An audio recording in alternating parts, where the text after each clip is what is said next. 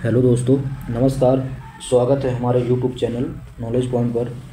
दोस्तों, आज हम बात करने वाले हैं nuclear power corporation of India limited, जो कि इसमें रिक्वायरमेंट निकली हुई है और ये बहुत ही अच्छी खासी रिक्वायरमेंट निकली हुई है।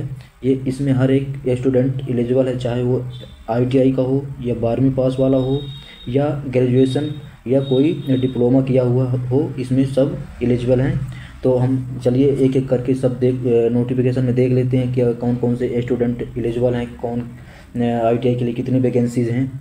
तो चलिए देख लेते हैं। तो इसका रजिस्ट्रेशन जो है ये 12 मार्च से स्टार्ट हो चुका है इसका रजिस्ट्रेशन, और ये 1 अप्रैल तक चलेगा। ये 4 बजे तक चलेगा। फिर चलिए और आगे देख लेते हैं।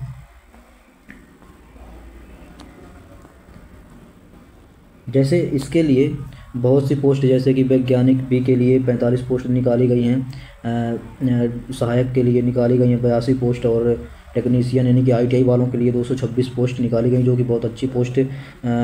अधिक संख्या में पोस्ट निकाली गई हैं आईटीआई वालों के लिए। और जैसे सहायक ग्रेड के लिए 22 पोस्ट निकाली गई हैं, और ग्रेड 1 के लिए 4 पोस्ट निकाली गई हैं, और सहायक ग्रेड 1 के लिए कुल 10 पोस्ट निकाली गई हैं। ऐसे करके बहुत सी पोस्टें ऐसे निकाली गई, देख सकते हैं आप। जैसे नर्स के लिए 1 पोस्ट निकाली गई है, टेक्नीशियन के लिए, एक्सरे के लिए निकाली गई है 1 पोस्ट निकाली गई है, ऐसे करके। और आगे देख लेते हैं क्या क्या दिया है।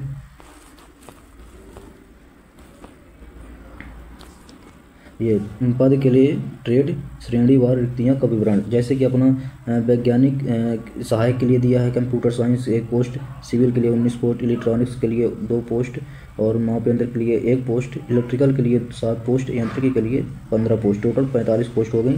और जैसे आईटीआई वालों के लिए वैतनिक शिक्षु यानी कि वैज्ञानिक सहायक के लिए, जैसे कि बीएससी रसायन शास्त्र 4 पोस्ट, बीएससी भौतिक शास्त्र 2 पोस्ट, इलेक्ट्रॉनिक्स के लिए 13 पोस्ट, या माप यंत्र के लिए 6 पोस्ट, इलेक्ट्रिकल के लिए 24 पोस्ट, यांत्रिकी के लिए 33 पोस्ट, ऐसे करके टोटल 82 पोस्ट हो गई अपनी।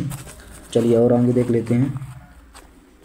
जो कि ये आईटीआई वालों के लिए है, ये 226 पोस्ट हैं। जैसे इसमें कई सारे ट्रेड मतलब एलिजिबल हैं, जैसे कि ऑपरेटर हो गया, इलेक्ट्रीशियन, फिटर, इलेक्ट्रॉनिक, मैकेनिक उपकरण, machinist, turner, draftsman civil, draftsman यांत्रिकी।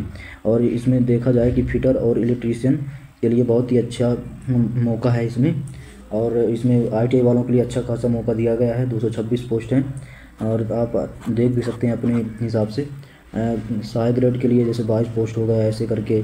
नर्स के लिए 1 पोस्ट है ना। चलिए और आगे देख लेते हैं क्या क्या दिया है।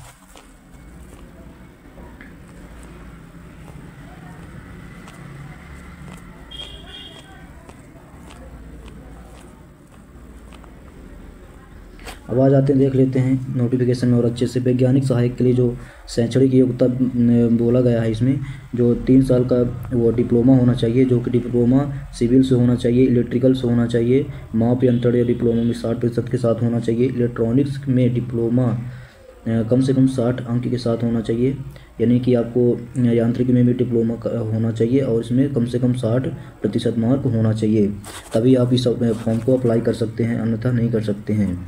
और देख लेते हैं क्या क्या दिया है।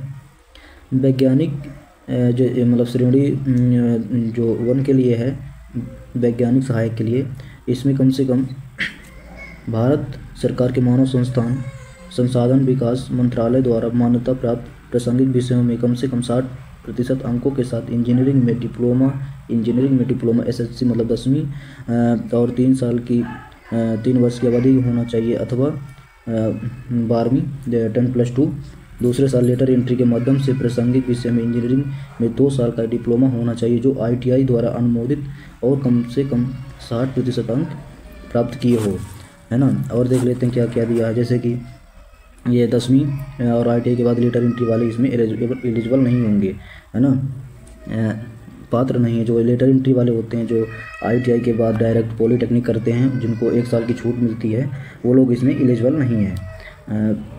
चलिए और देख लेते हैं।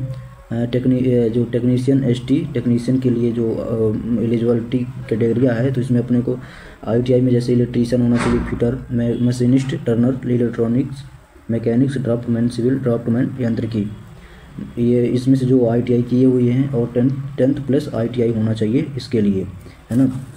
चलिए और देख लेते हैं। इसमें कई सारे नोटिस आप देख सकते हैं। मैं आप नहीं बता सकता, पूरा वीडियो बहुत ही लंबी हो जाएगी। आप देख सकते हैं और मैं लिंक मतलब डिस्क्रिप्शन में मैं इस PDF को उसमें डाल दूंगा, आप देख सकते हैं उसमें जाके। जैसे सहायक ग्रेड के लिए दिया हुआ है, किसी भी मान्यता विश्वविद्यालय से कुल मिलाकर 50% के साथ स्नातक डिग्री होना चाहिए, तो आप उसको उस फॉर्म को अप्लाई कर सकते हैं। ऐसे नर्स के लिए भी दिया हुआ है ना, ऐसे एक्सरे वाले टेक्नीशियन के लिए भी दिया हुआ है। ऐसे करके अपन देख सकते हैं आप। अब आती है बात वेतन पे। तो वेतन में दिया है, जैसे वेतन स्तर की अनुमानित मासिक उपलब्ध मतलब जो आपको सैलरी दी जाएगी वो दिया हुआ है। तो वैज्ञानिक सहायक बी के लिए स्तर 7 में दिया जाएगा और नर्स 6 में दिया जाएगा। नर्स ए के लिए 7 स्तर पर दिया जाएगा, जो कि आपको टोटल ये सब मिला के TA DA मिला के नर्स वाले को मिलेगा 68,697 रुपये। वैज्ञानिक सहायक बी के लिए 54,162 रुपये। और जो ITI वाले लोग होंगे इन सबको मिलेगी 39,015। ऐसे करके आप देख सकते हैं इसका जो सैलरी का डिवाइडेशन है, आप समझ सकते हैं देख के। चलिए आगे देखते हैं। और ये जो दिया हुआ है, प्रशिक्षण के प्रथम वर्ष के दौरान वजीफा जो 24,000 दिया जाएगा और श्रेणी टेक्नीशियन के लिए 20,000 दिया जाएगा। फिर दूसरे वर्ष 22,000 पुस्तक भत्ता 3,000 रुपये दिया जाएगा 2 साल यानी 24 मंथ तक। तो उसके बाद सैलरी बढ़ेगी। तो फिर उसके बाद जब सैलरी बढ़ेगी तो आपको लगभग 33,201 रुपये मिनिमम आएगा आपके अकाउंट में। चलिए आगे देख लेते हैं क्या क्या दिया है।